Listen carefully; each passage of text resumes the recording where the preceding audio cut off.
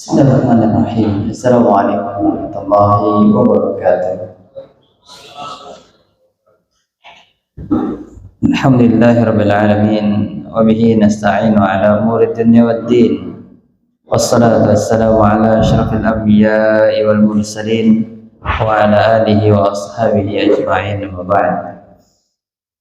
Fa inna asdaqal hadithi kitabullah wa khairal hadi hadi Muhammadin sallallahu alaihi wasallam. وشر الأمور محدثاتها فإن كل محدثة بدعة وكل بدعة ضلالة وكل ضلالة في النار. Muslimin dan muslimat, rekan-rekan sekalian, Dewan Guru rahimani wa rahimakumullah wa jami'an. Pada kesempatan hari ini kita sama-sama untuk Al-Zikra, saling mengingatkan. Tentu yang berdiri atau yang duduk di hadapan ini bukanlah yang lebih baik dari kalian, daripada teman-teman sekalian. Ana hanya salah satu daripada yang berupaya untuk berlomba-lomba di dalam kebaikan, dan tentunya inilah yang diperintahkan oleh Rasulullah Sallallahu Alaihi Wasallam.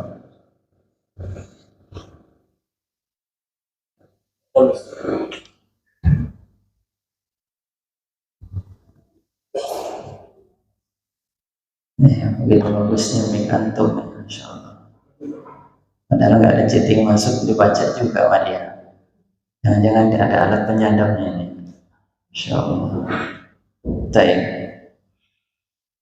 teman-teman sekalian, perkara yang diperintahkan oleh Allah Subhanahu Wa Taala kepada kita adalah beribadah, dan memang inilah tujuan kita untuk diciptakan oleh Allah Tabaraka wa Ta'ala. Ma khalaqul jinna wal insa illa liya'budun. Surah yang sangat masyhur sekali, surat Az-Zariyat ayat 56. Ayat ini dengan jelas mengingatkan kepada kita diciptakan bukan untuk perkara dunia. Kita diciptakan bukan perkara main-main, kita bukan diciptakan untuk perkara yang remeh, kita diciptakan bukan untuk perkara yang sia-sia, yang tidak bermanfaat, tetapi kita diciptakan untuk perkara yang agung, yang mulia, yang bermanfaat, yaitu beribadah kepada Allah Subhanahu wa Ta'ala. Dan ibadah diterangkan oleh Syekhul Islam Ibnu Taimiyah adalah ismun jami' li kulli ma yuhibbu Allah wa yarda min aqwalin wa af'alin al-zahirah wal batinah. Syekhul Islam Ibnu Taimiyah menerangkan makna daripada ibadah itu adalah setiap perkataan, setiap perbuatan, baik secara zahir maupun yang batin, yang dicintai dan diridai oleh Allah Subhanahu wa Ta'ala. Setiap sesuatu yang mencakup perkataan, perbuatan, zahir maupun batin, yang itu semuanya dicintai dan diridhai oleh Allah Subhanahu wa Ta'ala. Maka ketika nanti kita ditanya atau bertanya kepada murid kita apa makna daripada ibadah, maka bukan jawabannya sholat, baca Al-Quran. Itu adalah diantara amalan yang menerangkan kita beribadah kepada Allah Subhanahu wa Ta'ala. Adapun definisinya secara etimologi yang diterangkan oleh Syekhul Islam Ibnu Taimiyah rahimahullah taala adalah ismul jami', setiap perkara, baik itu mencakup ucapan maupun perkataan, dan itu bukan hanya secara zahir. Nah, ini kebanyakan kita adalah yang memperhatikan secara zahir. Amalan salat kita perhatikan secara zahir sesuai dengan sunnah Rasul sallallahu alaihi wasallam, karena kita tahu hadis Rasul mengatakan sallu kama ra'aitumuni usalli. Tetapi banyak juga orang yang melalaikan daripada amalan yang paling utama daripada amalan zahir. Apa itu? Amalan batin.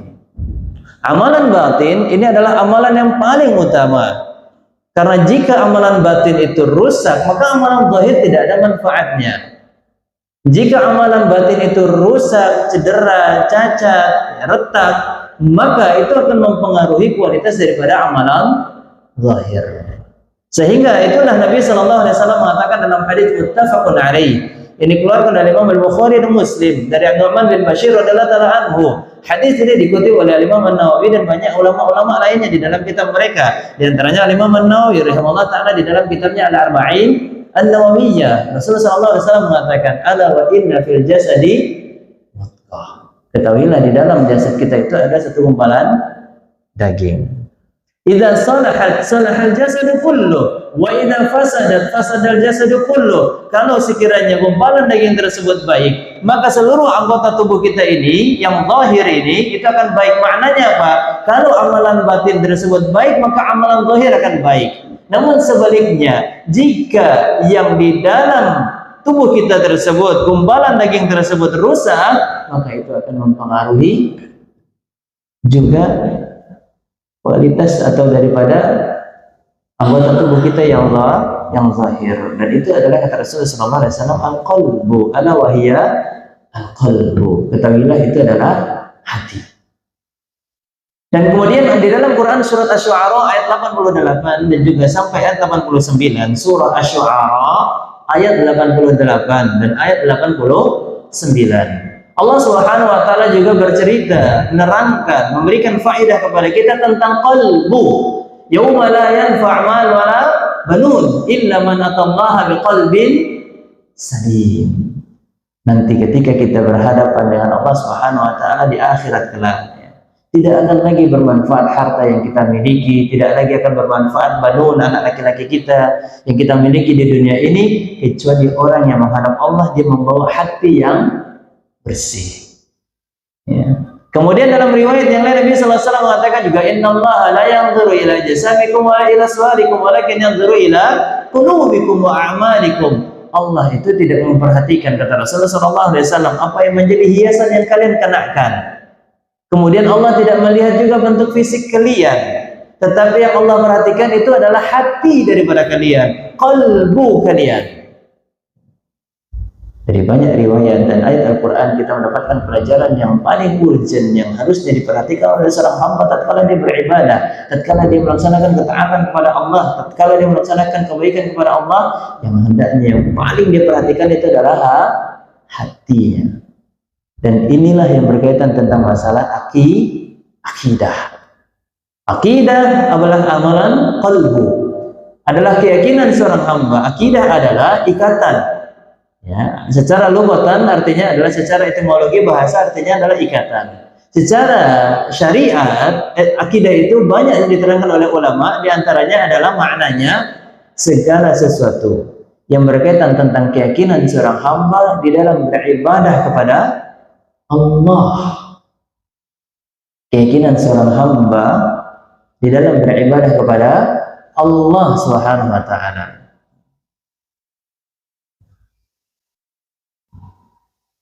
Dan ini adalah yang diantara amalan yang sangat diperhatikan juga oleh Rasulullah Sallallahu Alaihi Wasallam. Bahkan di banyak hadis, dan ini adalah salah satu juga hadis yang masyhur dan yang banyak dinukil oleh para ulama, di antaranya Imam An-Nawawi di dalam kitabnya Al-Arba'in An-Nawawiyah, dan itu adalah hadis yang paling pertama, dan banyak ulama menukil hadis ini di dalam kitabnya, diletakkan di bab yang pertama, yaitu adalah innamal a'mal binniyat wa innamal likulli imri'in ma nawa. Jadi jangan katakan sesuatu itu tidak ada, bisa tercatat menjadi pahala jika tidak ada niatnya. Tidak, semuanya itu, entah itu ada pahalanya atau tidak, semuanya dikembalikan kepada niat, al-qalbu. Dan diantara yang harus kita perhatikan dari amalan al-qalbu, hati itu bukan hanya sekedar niat, tetapi juga keyakinan. Ya, keyakinan. Dan banyaknya sekarang terjerumusnya kaum muslimin di dalam kebid'ahan karena apa? Rusaknya keyakinan mereka, akidah mereka. Banyaknya mereka terjerumus di dalam kesyirikan, kekhurafatan, khurafat, syirik, bid'ah. Itu karena apa? Karena mereka telah cacat di dalam akidah, keyakinan yang ada di dalam kalbunya. Maka kalau hati itu sudah bisa kita pegang, maka anggota tubuh yang lainnya akan mengikutinya. Maka kalau kita sangat menjaga kalbu kita di dalam beribadah kepada Allah Subhanahu wa taala, maka ini akan mempengaruhi keimanan kita kepada Allah Tabaraka wa taala. Makin baik akidah kita yang ada di dalam kalbu, maka makin baik amalan secara zahir kita kepada Allah Subhanahu wa taala. Karena rusak dan baiknya kualitas amal secara zahir itu dilihat daripada keyakinan, akidah yang ada di dalam qalbu. Banyak orang yang mengatakan dia beribadah kepada Allah Subhanahu wa taala, namun ketika dia diberikan ujian, yang dia ingat pertama kali bukanlah Allah Tabaraka wa taala. Yang dia ingat adalah selain Allah Tabaraka wa taala, manusia, bahkan mungkin lebih daripada itu, bahkan kepada jin dan yang lainnya, kepada benda-benda yang dia yakini itu bisa memberikan manfaat, bisa memberikan maslahat, bisa memberikan apa yang dia butuhkan. Hal yang bisa memberikan yu'ti kulla syai' adalah Allah Subhanahu wa taala. Malikul mulki, tu'til mulka man tasha', wa tanzi'ul mulka man tasha'. Allah memberikan apapun yang dia kehendaki, bukanlah manusia. Tetapi ketika dia diberikan ujian seorang hamba, padahal secara lisan dia mengucapkan dia beriman kepada Allah, secara lisan dia mengucapkan bahwasanya dia beribadah hanya kepada Allah, tetapi tatkala dia diberikan ujian, dia lupa kepada Allah Subhanahu wa taala. Fafirru ilallah, larilah kita seharusnya yaitu kepada Allah Tabaraka wa ta'ala, karena kita ini adalah milik Allah dan rajanya kita ini adalah hambanya Allah, dan hamba memiliki raja dan rajanya manusia itu adalah Allah Subhanahu wa ta'ala, malikin nas. Di dalam Quran surat An-Nas yang sering kita baca, kita menyatakan bahwasanya manusia ini adalah memiliki raja dan rajanya adalah Allah Subhanahu wa ta'ala. Namun tatkala dia membutuhkan suatu pertolongan, dia membutuhkan apa yang menjadi hajatnya dan maslahatnya, dia tidak kembali kepada Allah Subhanahu wa taala, malah dia berpaling daripada Allah Tabaraka wa taala. Maka apa yang menyebabkan dia melenceng, terjerumus dalam perkara yang dimurkai dan dibenci oleh Allah Subhanahu wa taala? Karena cacatnya akidah. Ya, cacatnya akidah. Maka di antara yang kita ajarkan kepada anak kita di awal kali pembelajaran itu adalah tentang masalah keyakinan. Masalah keyakinan, kaifiyah, bagaimana dan tata caranya itu adalah di umur ketika dia sudah masuk kepada mumayyiz. Kita lihat di umur masalah salat, ya salat umur 7 tahun. 7 tahun adalah usia mumayyiz. Tetapi tatkala dia berada di usia di bawah daripada itu, ini yang paling utama adalah masalah keyakinan. Banyak para penghafal Al-Quran, tetapi setelah meninggalnya orang tuanya dia tinggalkan Al-Quran. Banyak orang yang rajin ibadah, namun ketika meninggal orang tuanya dia malah terjerumus di dalam keyakinan yang batil, akidah yang sesat. Karena apa? Karena dia tidak dipahamkan, tidak diberikan pembelajaran yang kuat di dalam akidah. Maka akidah ini adalah sesuatu yang paling utama. Sehingga kita lihat juga para sahabat radhiyallahu ta'ala anhum wa ardhahum ajma'in. Apakah yang pertama kali diajarkan oleh Rasulullah SAW kepada mereka tentang salat? Maka jawabannya tidak.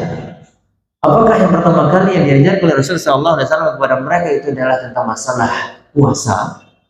Maka jawabannya tidak. Apakah yang pertama kali diajarkan oleh Rasulullah SAW? Setiap kali turun Al-Quran, terus kemudian Nabi SAW mengajarkan kepada mereka tentang bagaimana cara membaca Al-Quran sesuai dengan makhrajnya, sesuai dengan sifat hurufnya, maka jawabannya tidak. Tetapi apa yang menjadikan mereka itu sampai mau meninggalkan kampung halamannya? Apa yang menjadikan mereka sampai mereka mau menggadaikan nyawanya? Apa yang menjadikan mereka mau meninggalkan dunia? Karena Rasulullah SAW berhasil di dalam menanamkan pendidikan tauhid, akidah di dalam kalbunya. Keyakinan mereka sudah dikuatkan oleh Rasulullah SAW, sehingga apapun kesibukan mereka, tatkala ada perintah dari Rasulullah SAW untuk berhijrah, mereka segera berhijrah. Sesibuk apapun mereka, bahkan kita lihat Julaibib radhiyallahu ta'ala anhu, seorang sahabat yang susah di dalam mencari pasangan hidupnya. Namun ketika dia baru menikah, tidak beberapa lama kemudian datanglah panggilan jihad. Padahal sudahlah, kalau bahasa kita menjomblo lama, penuh perjuangan, sempat mau ditolak pula oleh orang tua daripada istri Julaibi radhiyallahu taala anhu, tetapi ketika datang panggilan jihad, setelah menikah datang panggilan jihad, apakah dia meminta keringanan kepada Rasulullah sallallahu alaihi wasallam? Ya Rasulullah, maklumlah pengantin baru. Ya ada asal syahar ya. Apa itu asal syahar? Bulan madu ya. Baik, maka jawabannya tidak ada. Dia langsung meminta izin kepada istrinya, dan istrinya apakah dia menahan dan merayu agar suaminya tidak berangkat? Tidak. Ya, karena apa? Apa yang menjadikan mereka begitu semangat di dalam menegakkan syariat? Apa yang menjadikan mereka ketika ada panggilan yang padahal itu adalah berat?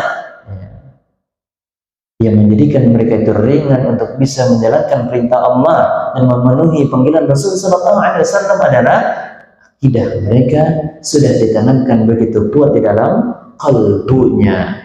Maka kiat sukses anak kita bisa menjadi anak yang baik, anak yang menjadi anak yang soleh, bahkan diri kita pun bisa menjadi diri yang soleh dan solehah, adalah hendaknya kita perhatikan kualitas daripada akidah yang ada di dalam kalbu kita. Kita perhatikan. Maka di antara prinsip akidah seorang muslim yang pertama adalah dia hanya beribadah kepada Allah, dan dia hanya meminta pertolongan kepada Allah serta mengikhlaskan segala ibadahnya karena Allah. Yang pertama adalah prinsip akidah seorang muslim, dia hanya beribadah kepada Allah, meminta pertolongan kepada Allah, dan mengikhlaskan segala ibadahnya hanya untuk Allah. Prinsip akidah seorang muslim yang pertama adalah beribadah hanya kepada Allah, meminta pertolongan hanya kepada Allah, dan mengikhlaskan niat di dalam beribadah hanya untuk Allah. Dalilnya surat Al-Fatihah, ya, dari ayat yang pertama, Alhamdulillahirabbil alamin. Ini adalah menyatakan apa? Bahwasanya ibadah yang kita lakukan itu hanya untuk Allah tabaraka wa taala. Pujian-pujian kita berikan itu hanya kepada Allah tabaraka wa taala. Kalimat alhamdulillah, apakah ini bukan termaksud daripada ibadah? Maka jawabannya adalah termaksud daripada ibadah. Maka lillahi rabbil alamin. Kemudian ayat di pertengahan selanjutnya, iyyaka na'budu wa iyyaka nasta'in. Hanya kepadamu kita beribadah dan hanya kepadamu kami meminta pertolongan.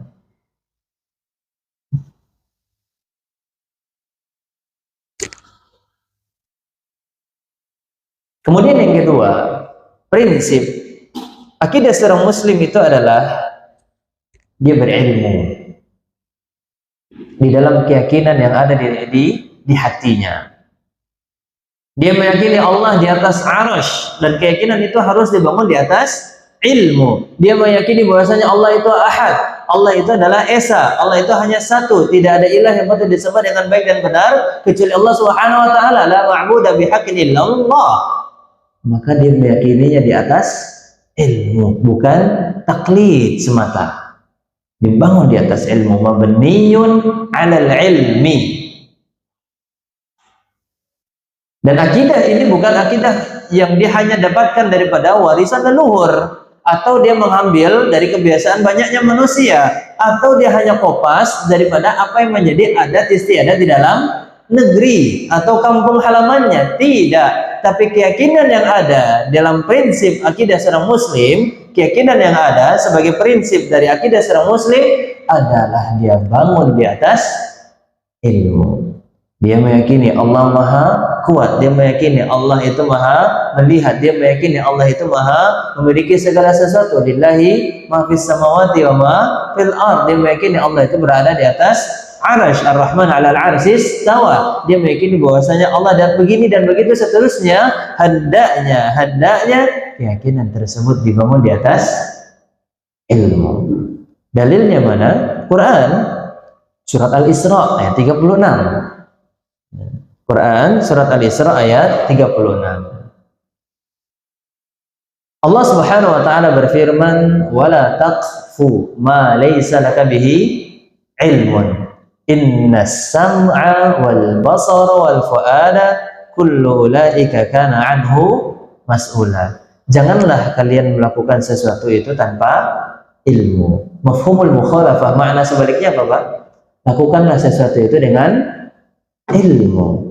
Dan diantara yang kita lakukan itu adalah keyakinan. Di dalam qalbu kita, diantara amalan qalbu itu adalah keyakinan.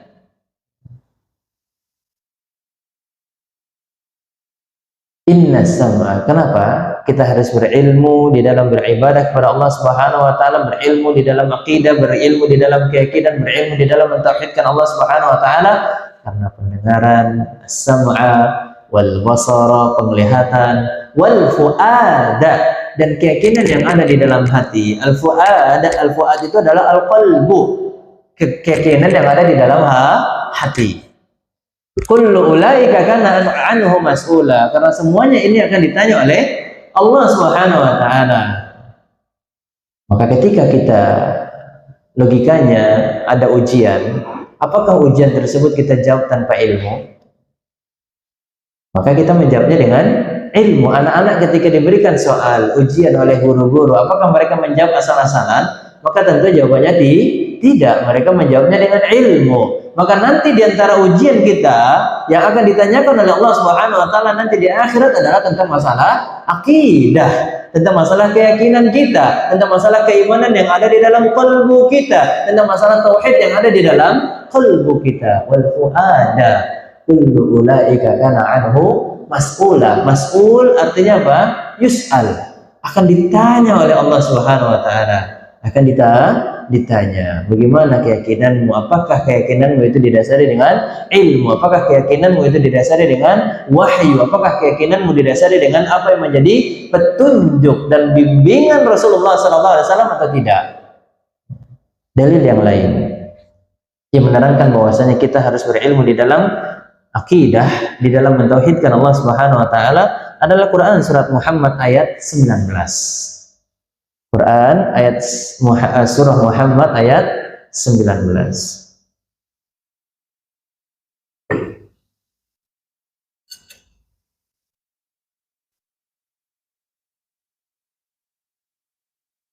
Allah Subhanahu wa taala berfirman, "Fa'lam annahu la ilaha illallah wastaghfir dzambika lil mu'minina wal mu'minat wallahu ya'lamu mutaqallibakum wa mathwaakum." Ketahuilah, fa'lam artinya apa? Berilmulah. Fa'lam, ketahuilah artinya apa? Berilmulah. Annahu la ilaha illallah, sesungguhnya Allah Subhanahu wa taala sesembahan ilah yang la ilaha illallah, tiada yang patut kita sembah dengan baik dan benar kecuali Allah. Maka sebelum masuk kepada pelaksanaan keyakinan itu, karena pelaksanaan keyakinan adalah la ilaha illallah, tetapi diawali dengan apa kata perintah Allah Subhanahu wa taala, fa'lam. Dan ini adalah sigohnya, susunan kalimatnya menggunakan amr. Dan di dalam kaidah usul fikih mengatakan al-aslu fil amri lil wujub. Hukum asal ketika kita mendapatkan perintah di dalam Al-Qur'an, hukum asal ketika kita mendapatkan perintah di dalam hadis itu adalah bermakna wajib untuk kita laksanakan. Al-aslu fil amri lil wujub.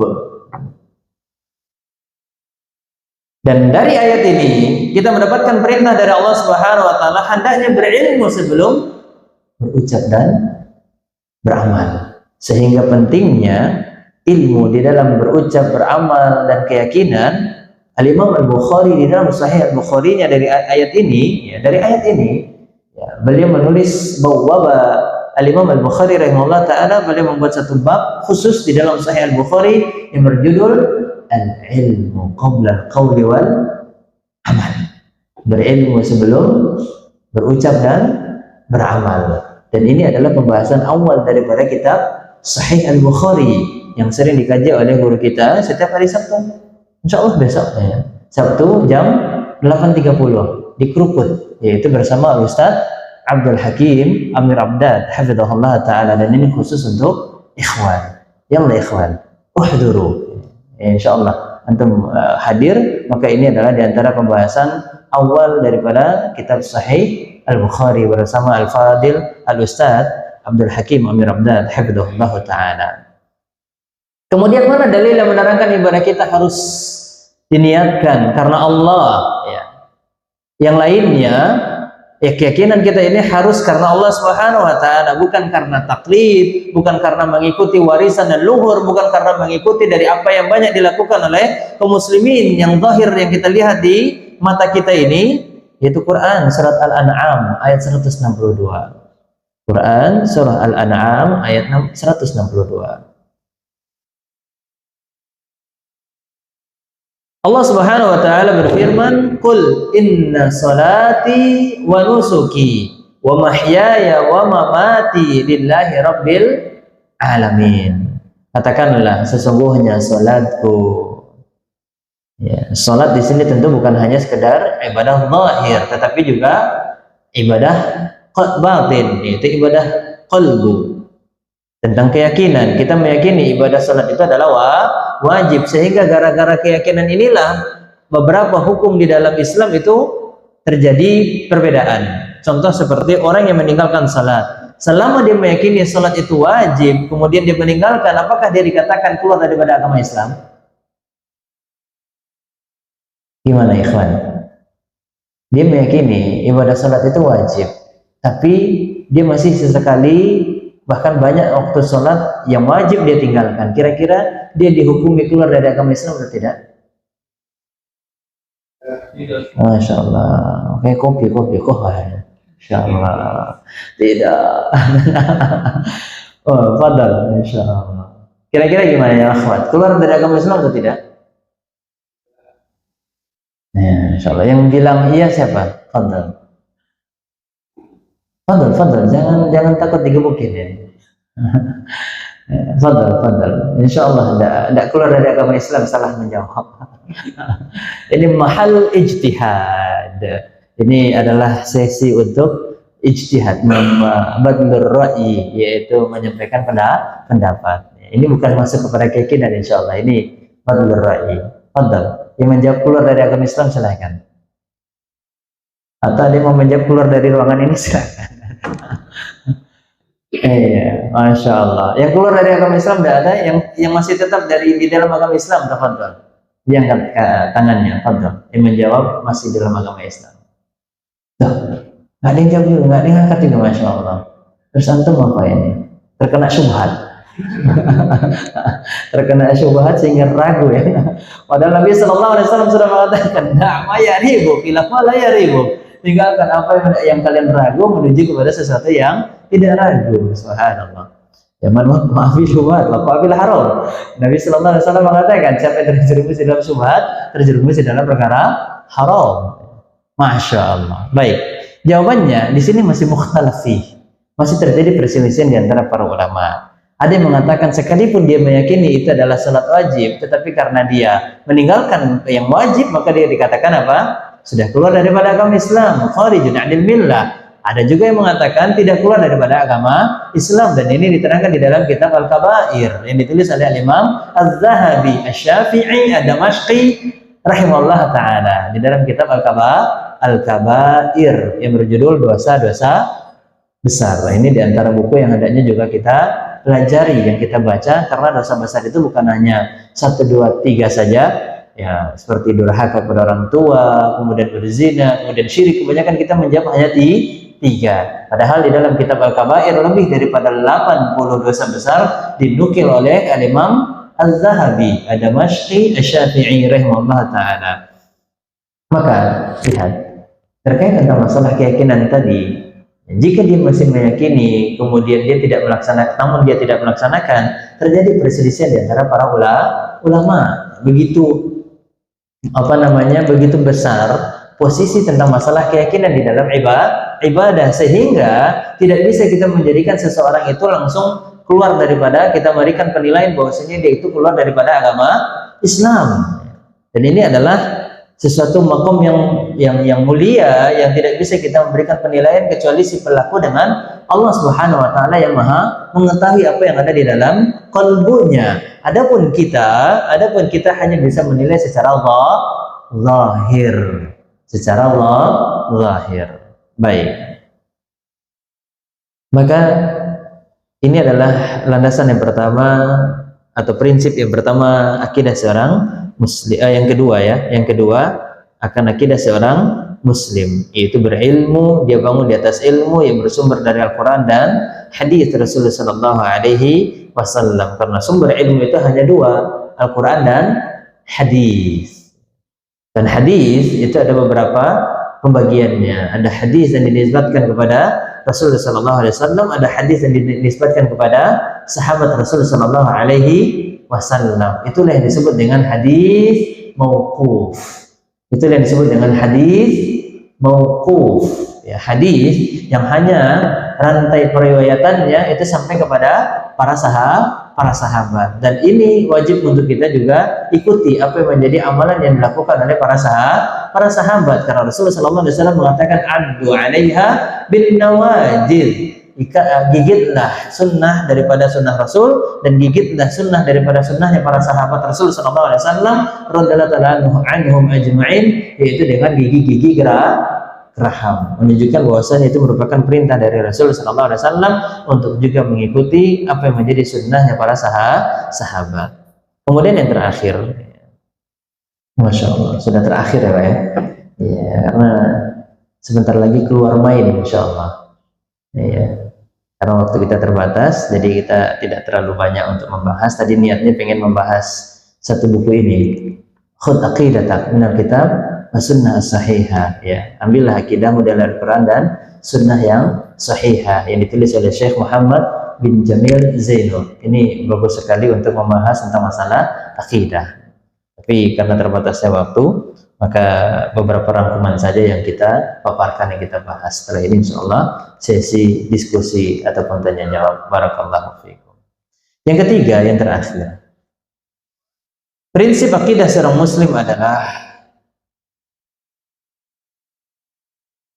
dia memperbanyak segala nikmat yang Allah berikan kepadanya untuk dia gunakan melakukan amal soleh. Dia memperbanyak seluruh nikmat yang Allah berikan, dia gunakan untuk beramal soleh. Baik itu nikmat kesehatan, dia gunakan nikmat tersebut untuk beramal soleh. Dia gunakan harta yang Allah berikan untuk beramal soleh. Dia gunakan waktu luang, waktu senggang.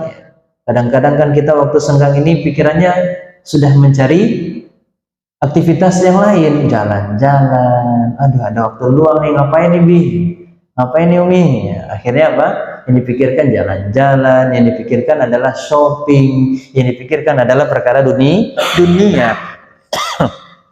Atau kalau yang penonton, yang suka nonton-nonton, maka yang akan dipikirkan apa? Menonton film.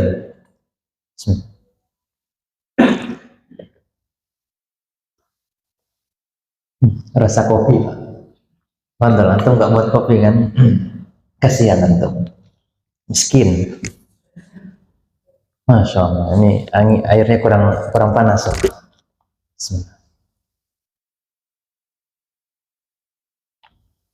Baik, beramal, amal soleh, dan melaksanakan amal soleh jangan pernah ditunda-tunda. Sebagaimana kata pepatah bijak mengatakan, la tu'akhir illal ghad ma taqdir an ta'malahul yaum. Jangan pernah. Nah, kalau bahasa kampung kami, never put off until tomorrow. Masya Allah. Itu biasanya di buku Globe dulu ya. Ada di bawahnya itu kata-kata bijak.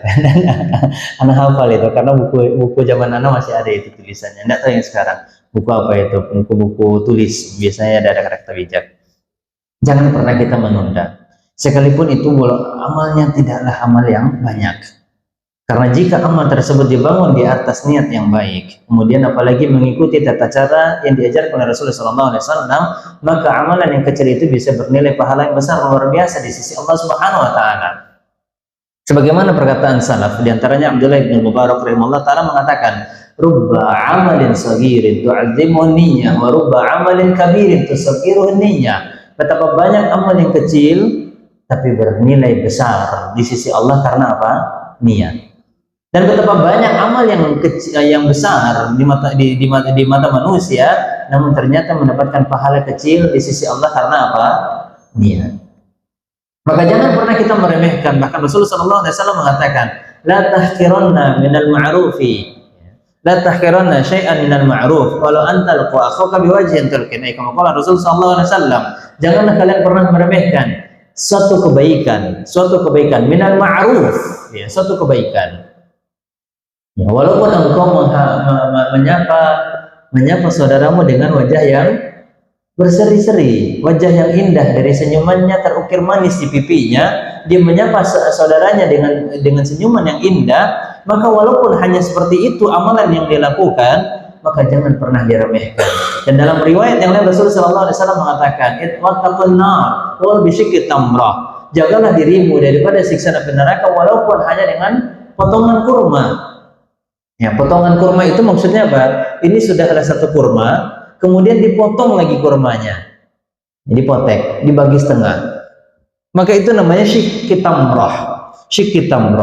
Kata Rasulullah SAW, jagalah dirimu daripada siksa neraka walaupun hanya dengan potongan kurma. Artinya apa? Bisa jadi potongan kurma yang kecil tersebut, namun tatkala kita memberikannya kepada saudara kita yang membutuhkan, berangkat dari keikhlasan niat kita karena Allah, mengharapkan pahala hanya dari Allah, kemudian apalagi kita mentaati apa yang diperintahkan, amalan tersebut sesuai dengan cara yang diajarkan oleh Rasulullah SAW, maka bisa jadi amalan yang kecil itulah yang menyelamatkan kita daripada siksaan api neraka. Dan itu semuanya kembali kepada keyakinan, akidah yang ada di dalam hati. Kita meyakini bahwasanya amalan ini bisa menjaga kita daripada siksa api neraka, amalan ini bisa membuat kita mendapatkan rahmat Allah untuk dimasukkan ke dalam surganya Allah Subhanahu wa taala. Maka itu semuanya kembali kepada akidah, keyakinan seorang muslim di dalam qalbunya. Maka jangan pernah menunda. Dan ini sudah diperintahkan oleh Allah Subhanahu wa taala. Di antaranya fastabiqul khairat. Kemudian di dalam Quran surat Al-Mu'minun, di antara ayat atau di antara sifat yang menjadikan seorang mukmin itu beruntung, qad aflahal mu'minun, adalah mereka yusari'una fil khairat wa hum laha sabiqun. Mereka senantiasa bersegera untuk melaksanakan amal kebaikan. Ini di antara sifat mukmin yang menjadikan mereka aflah, yaitu beruntung nanti di akhirat kelak. Dalam hadis yang sahih diriwayatkan oleh Imam Muslim dari sahabat yang mulia Abu Hurairah radhiyallahu anhu, apa yang dikatakan oleh Nabi sallallahu alaihi wasallam, badiru bil a'mali fitanan kaqit'il lail al-mudhlim, bersegeralah kalian untuk melaksanakan amal. Nabi sallallahu alaihi wasallam tidak memerintahkan kita untuk bersegera mencari perkara dunia, menyibukkan kita untuk mencari perbendaharaan dunia, tidak. Tetapi yang diperintahkan oleh Nabi sallallahu alaihi wasallam untuk kita segerakan adalah beramal. Badiru bil a'mal fitanan. Kenapa kita diperintahkan untuk bersegera melaksanakan suatu amalan? Karena kita hidup di masa penuh fitnah. Dan fitnah yang paling besar adalah fitnah yang menimpa akidah seorang muslim. Fitnah yang paling bahaya itu adalah fitnah yang menimpa iman seorang muslim yang ada di dalam qalbunya.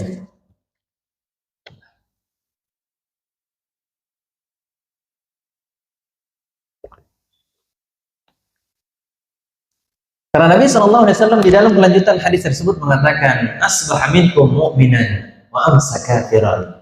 Di antara kita, di antara kalian, ada yang di pagi harinya dia mukmin, tapi namun di sore harinya dia kafir. Wa amsa mu'minan wa asbaha kafiran. Di sore harinya dia mukmin, namun sayangnya di pagi harinya dia kafir.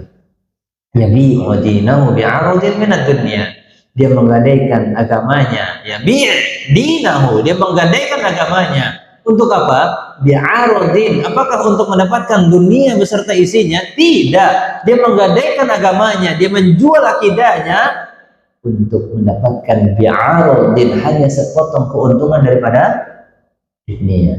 Dan kita lihat banyak sekali saudara-saudara kita yang tidak berilmu, Kemudian ketika mereka ditimpa ujian oleh Allah Subhanahu wa taala hanya untuk mendapatkan makanan dan minuman, dan itu tidak banyak, namun mereka berani dan rela untuk mengorbankan akidah mereka yang hanya untuk sebatas 1-2 kardus mie dan seterusnya. Billah, akhirnya mereka mau menggadaikan akidah mereka. Mereka mau mengganti agamanya yang dahulunya muslim menggunakan hijab, yang dahulunya melaksanakan salat, namun dia tinggalkan ibadah-ibadah yang mulia tersebut hanya untuk mendapatkan potongan-potongan keuntungan daripada dunia.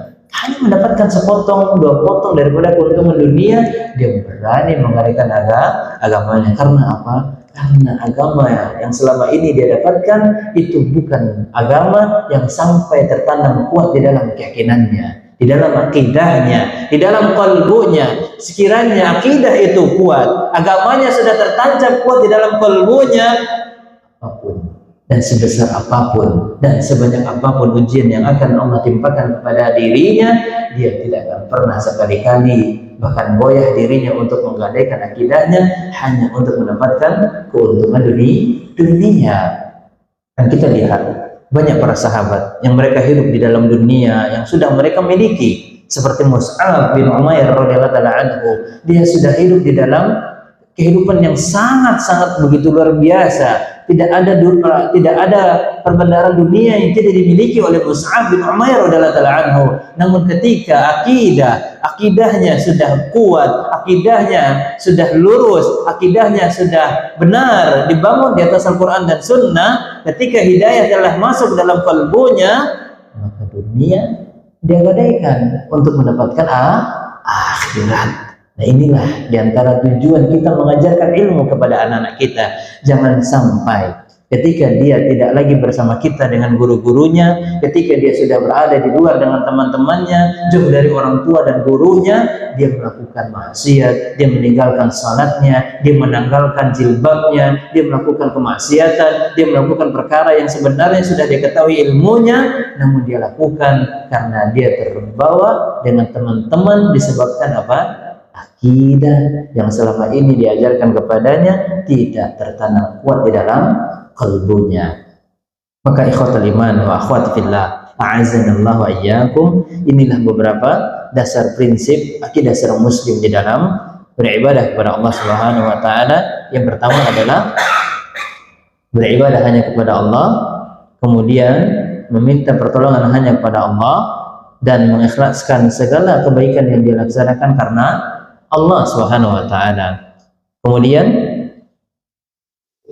yang kedua adalah berilmu. Akidahnya hendaknya dibangun di atas ilmu. Kemudian yang ketiga adalah dia bersegera menggunakan nikmat yang semuanya diberikan oleh Allah Subhanahu wa taala kepada dirinya untuk dia gunakan melaksanakan amal soleh. Kenapa kita bersegera? Ada 2 kemungkinan.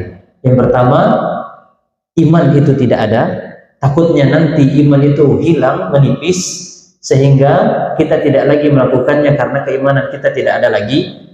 Kemudian yang kedua, karena memang nyawa itu sudah tidak ada lagi di dalam raga kita, sehingga kesempatan untuk melaksanakan amal soleh tidak ada lagi, karena tidak ada kehidupan yang kedua yang bisa kita lakukan yang dilakukan di dunia ini. Karena ketika ruh ini sudah dicabut, maka tidak ada lagi waktu untuk beramal. Waktu beramal adalah ketika ruh masih berada di dalam raga kita, ketika nyawa masih berada di dalam jasad kita, maka itulah waktu kita beramal. Jangan sampai kalimat yang diucapkan oleh orang-orang kafir, "Rabbirji'un", wahai Rabbku, kembalikanlah diriku di dalam kehidupan dunia ini, la'alli, agar aku bisa melaksanakan amalan-amalan yang selama ini aku tinggalkan. Begitu juga di akhir daripada surat Al-Munafiqun, orang-orang munafikun ketika diminta untuk memberikan hartanya bersedekah di jalan Allah, mereka dengan banyaknya alasan tidak mau mengeluarkan hartanya untuk bersedekah di jalan Allah Subhanahu wa taala.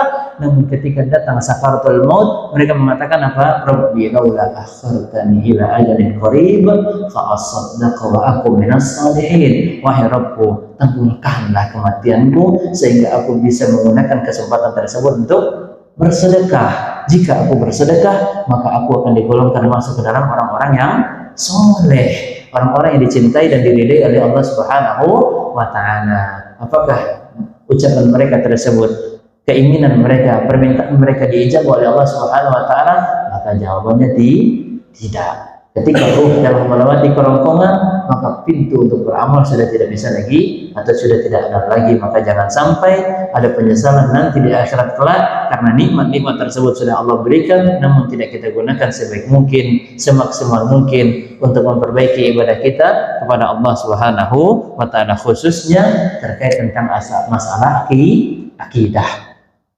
Dan Anda lihat sudah banyak kelas-kelas untuk masalah tauhid dan akidah sekarang ini dibuka oleh ustadz-ustadz kita.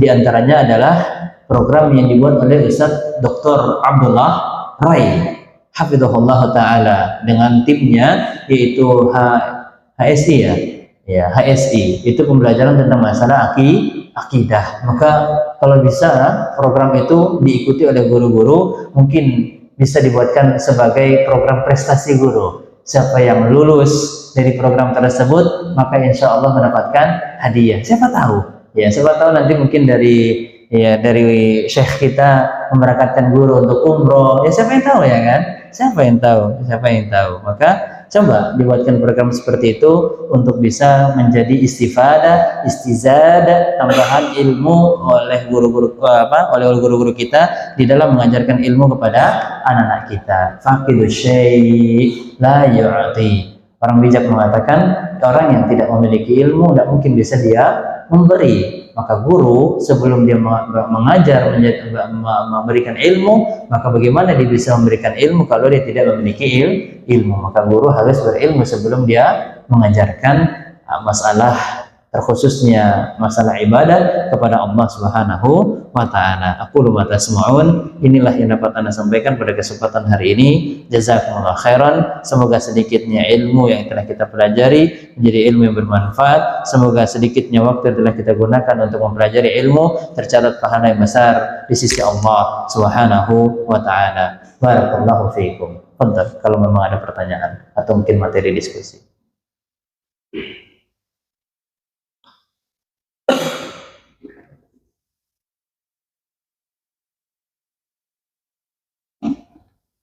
Ya, pertanyaan dari Anda dulu sebelumnya.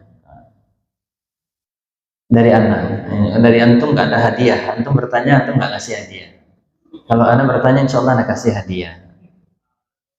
Masya Allah. Baik. Pertanyaannya, siapa tadi sambil menanti kehadiran Anda sudah menyelesaikan zikir sore? Masya Allah, fadol Pak. Yang ini ada. Zikir sore. Fadol Pak. Masya Allah. Ya, kalau yang penjawab pertama insya Allah masih bisa memilih lah ya. Ada 4 buku insya Allah. Beda-beda Pak, Masya Allah. Silakan dipilih kakak. Ya, pertanyaan yang kedua. Sebutkan 3 keutamaan daripada, ini kan karena hari Jumat, 3 keutamaan daripada hari Jumat. 3 keutamaan daripada hari Jumat yang diterangkan oleh Rasulullah Shallallahu Alaihi Wasallam. Silahkan. Atau 2 lah, udah anak kasih diskon akhir tahunnya. Fadl, 2 kemuliaan atau keutamaan daripada hari Jumat. Oh, Masya Allah, jangan Pak, yang lain. Selain antum. Fadl, yang lain. Ayo Ustaz dan Ustazah. 2 keutamaan hari Jumat.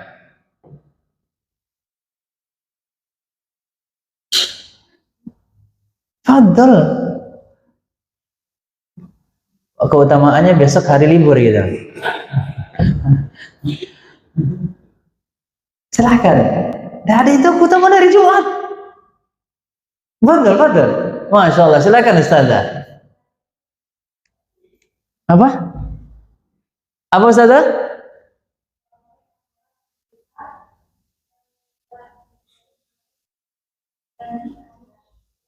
Amalan lebih besar pahalanya dibandingkan hari-hari yang lain. Jawabannya tidak ada. Ya, kurang tepat. Yang lain mungkin, silakan Ustazah. Iya, Masya Allah. Terdapat hari yang mustajab waktu untuk berdoa. Kapan itu? waktu mustajab untuk berdoa kapan itu di hari Jumat?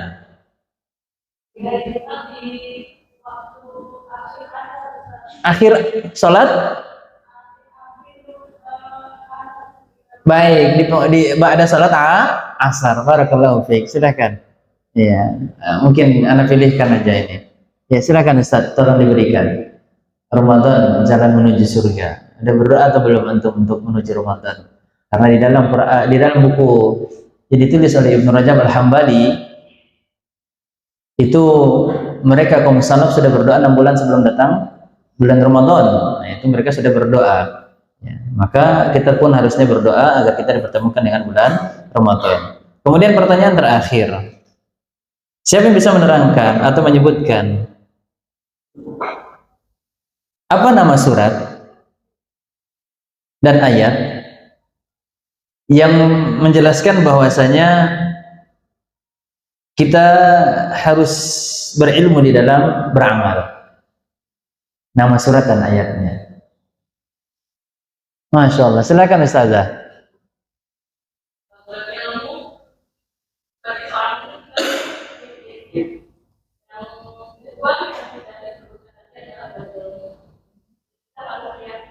Iya, nama surat dan ayatnya. Ahsanti, barakallahu fiik. Ya, silakan Ustazah. Silakan, mungkin ada pertanyaan dari teman-teman, tafadhal. Iya, ini buat kajian anak termalam ya.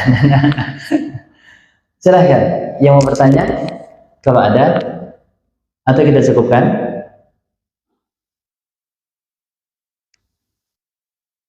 Cukup nampaknya. Oh, Masya Allah. Silakan Ustazah, ada pertanyaan, ada 2 di belakang.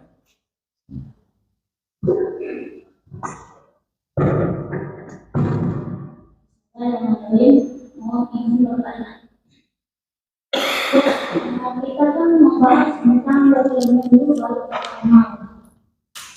Dari kebanyakan mengenai ketika kita pernah belajar tentang tata cara membaca bacaan dalam sholat, dengan kemudian kita hijrah dan mendapatkan bacaan yang berbeda. Kemudian kita mencari tahu melalui itu apakah amalan yang sudah kita kerjakan sewaktu sebelum hijrah itu diterima atau tidak. Kemudian apakah sah ketika kita mencari jawaban di ustaz-ustaz melalui itu, seperti tata cara sholat Nabi yang sebenarnya untuk saat ini kan kajian-kajian kita jarang sekali. Iya, baik. Jadi apakah sah amalan yang sudah kita kerjakan selama ini?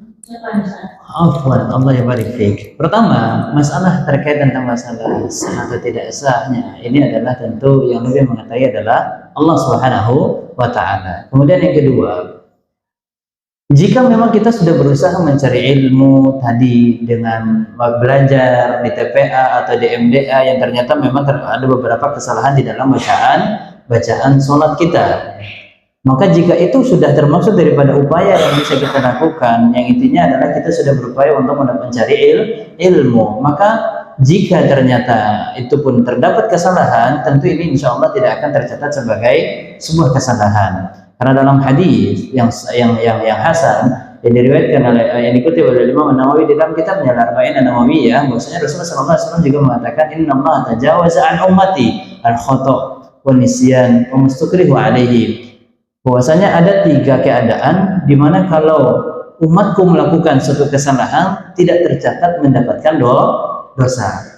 Keadaan yang pertama adalah al-khata'. Dia melakukannya itu karena salah, tidak diketahui bahwasanya itu merupakan sebuah kesalahan. Dia melakukan kesalahan tapi dia sendiri tidak tahu bahwasanya itu merupakan kesalahan. Dengan dia setelah melewati pembelajaran, dia sudah mencari ilmu, tetapi ternyata untuk masalah tersebut dia tidak tahu hukumnya, namun dia kira itu adalah sebuah ibadah atau sebuah bacaan yang benar, namun ternyata salah. Maka ini disebut dengan al-khata'. Makanya di akhir daripada surat Al-Baqarah kita berdoa, Rabbana la tu'akhidna in nasina au akhtana. Ya Allah, janganlah engkau menghukumi kami jika kami lupa, dan yang kedua apa? Jika kami terjerumus di dalam kesalahan yang kami tidak tahu bahwasanya itu adalah sebuah kesalahan. Itu kita diantara doa yang kita baca yang diajarkan di dalam Al-Quran. Rabbana la tu'akhidna in nasina au akhtana. Maka kalau untuk masalah sah tadi adalah kembali kepada Allah, tetapi yang kita bahas di sini adalah masalah kesalahan. Apakah itu tercatat sebagai dosa atau tidak? Maka jawabannya tidak. Jika kita sudah melewati proses pembelajaran dan ternyata kita tidak tahu, kita yakini bahwa itu ternyata kita yakini itu sebuah kebaikan, kita meyakini itu adalah sebuah yang benar, yang hak, tapi ternyata itu sebuah kesalahan, maka tentu jika sudah melewati proses pembelajaran kemudian terjerumus dalam kesalahan, insya Allah yang kesalahan terdahulu tidak tercatat menjadi dosa. Sebagaimana tadi disampaikan oleh Rasulullah SAW, ada 3 keadaan. Yang pertama, salah, tidak tahu bahwasanya dia itu salah. Kemudian yang kedua, nisyan, karena lupa. Dan yang ketiga, tidak tercatat mendapatkan dosa jika dia terjerumus di dalam kesalahan. Apabila keadaan yang ketiga, dia dipaksa. Kalau dia tidak melakukan, dia bisa terkena mudarat, terkena bahaya, terancam, bisa disiksa, bisa disakiti. Maka dalam keadaan terpaksa, yang sebuah kesalahan jika dilakukan, insya Allah tidak termaksud daripada tercatat dosa di sisi Allah Subhanahu wa Ta'ala. Namun kalau memang bisa, ya carilah ilmu dengan metode talaqi, duduk langsung bersama guru kita. Ya, karena kalau di media sosial kadang-kadang penjelasannya itu terpotong-potong, kita tidak tahu apakah ini yang full atau tidak. Kemudian yang kedua, tidak ada kesempatan kita untuk bertanya, sedangkan Allah Subhanahu wa Ta'ala mengatakan fas'alu ahla dzikri in kuntum la ta'lamun, bertanyalah kepada ahlinya jika kalian tidak mengetahuinya. Maka kalau kita tidak hadir secara langsung, maka kesempatan untuk bertanya itu akan sulit. Maka lebih baik jika memang bisa talaqi, duduk secara langsung bertemu dengan guru kita, dengan pengajar di dalam majelis tersebut, maka tentu itu lebih baik. Tentunya juga bertemu dengan adanya hijab. Ya, jangan bermudah-mudah untuk bisa bertemu langsung dengan guru kita, sama-sama menjaga pandangan, terlebih menjaga hati. Karena ustaz itu juga termaksud daripada hamba Allah Subhanahu wa Ta'ala yang bisa terjerumus dalam kesalahan dan dosa. Maka kita sama-sama saling menjaga, baik itu menjaga hati kita maupun jaga hati ustaz kita. Barakallahu fiikum. Pada pertanyaan terakhir sampingnya, silakan Ustaz.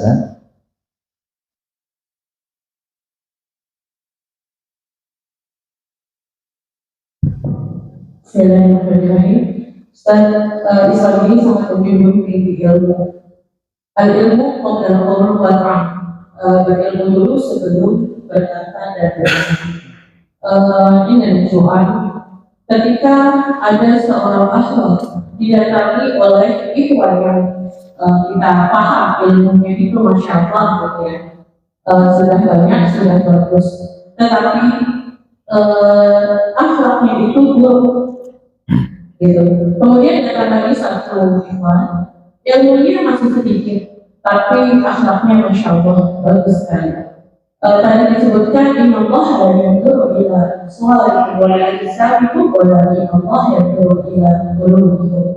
Sebagai akhlak yang dihadapkan dua pilihan ini, mana yang lebih diutamakan? Ikhwan yang berilmu baik, ikhwan yang berilmu bagus, masya Allah ilmunya tinggi, dengan ikhwan yang ilmunya biasa saja standar, tetapi akhlaknya masya Allah. Baik. Ada nggak opsi yang ketiga? Ilmunya bagus, akhlaknya bagus. Masya Allah. Ada opsi yang ketiga, ya Allah. Wa qala rabbukum ud'uni astajib lakum. Allah Maha dekat dengan hambanya. Berdoa. Wa idza sa'alaka 'ibadi 'anni fa inni qarib. Ujibu da'watad da'i idza da'an. Baik. Jika memang diantara dua pilihan hanya memang ini saja yang ada, tidak ada opsi yang lain, maka lebih baik pilih yang berilmu, ya. Pilih yang berilmu, karena dia sudah sudah tahu ilmunya. Jadi untuk diskusi tentang kesalahan yang terjadi di dirinya itu lebih ringan. Ya, berbeda dengan orang yang tidak berilmu, karena dia akan menilai sesuatu itu dengan perasaannya, dengan logikanya, dengan hawa nafsunya. lebih mudah kita berdiskusi dengan orang yang berilmu ketimbang dengan orang yang tidak berilmu. Maka kalau memang diantara itu adalah pilihannya berilmu tapi dia akhlaknya tidak baik, maka coba kita diskusi, tapi jangan dulu pilih. Ini kan ada prosesnya ya. Ini yang disebut dengan proses dalam pernikahan. Karena nanti kan biasanya nanti saling diskusi, saling berikan tanya jawab. Ingat tanya jawab ya, bukan soal ujian akhir tahun ya. Ya tanya jawab nanti banyak lagi pertanyaan kan. Iya, subhanallah, apa namanya, banyak anak lihat pertanyaan-pertanyaan yang gurib yang ditanyakan akhwat ke ikhwan, ikhwan ke akhwat, bagaimana nanti, berapa anak, subhanallah, belum nikah udah nanya berapa anak. Udah nikah mau tinggal di mana, subhanallah. Ya bahaslah dahulu masalah yang al-aham fal-aham, masalah yang paling urgent terlebih dahulu yang dibahas, baru setelah itu ya masalah dunia. Tetapi kalau orang yang paham agama, maka insya Allah tidak akan ada pembahasan permasalahan dunia. Karena orang yang paham agama, yang diutamakan adalah dengan pernikahan ini adalah sebagai pintu yang mulia yang bakal membuat dia itu bisa terus beribadah kepada Allah Tabaraka wa Ta'ala. Dia meniatkan dengan ibadah ini bukan untuk masalah dunia, tetapi dia meniatkan pernikahan ini adalah sebagai jalan untuk bisa mengantarkan dia lebih dekat dengan Allah Subhanahu wa Ta'ala. Maka kalau memang ya, yang berilmu ini bisa diajak berdiskusi, diajak sharing, kemudian akhirnya dia mulai mengamalkan ilmunya, karena yang berilmu tapi tidak memiliki akhlak yang baik, maka tentu itu adalah sebuah kerugian. Dia bagaikan pohon yang tidak berbuah, karena al-ilmu bila amalin kasyajari bila samar. Ilmu tanpa diamalkan itu bagaikan pohon yang tidak berbuah. Maka samratul ilmi al-amal, buah daripada ilmu itu adalah amal. Maka tentu ini menjadi kerugian bagi orang yang berilmu. Dan diantara perkara yang akan ditanya oleh Allah Subhanahu wa Ta'ala nanti, la tus'al manusia nanti di akhirat, kata Rasulullah SAW, tidak akan bergeser langkah kakinya sampai dia ditanyakan tentang empat perkara.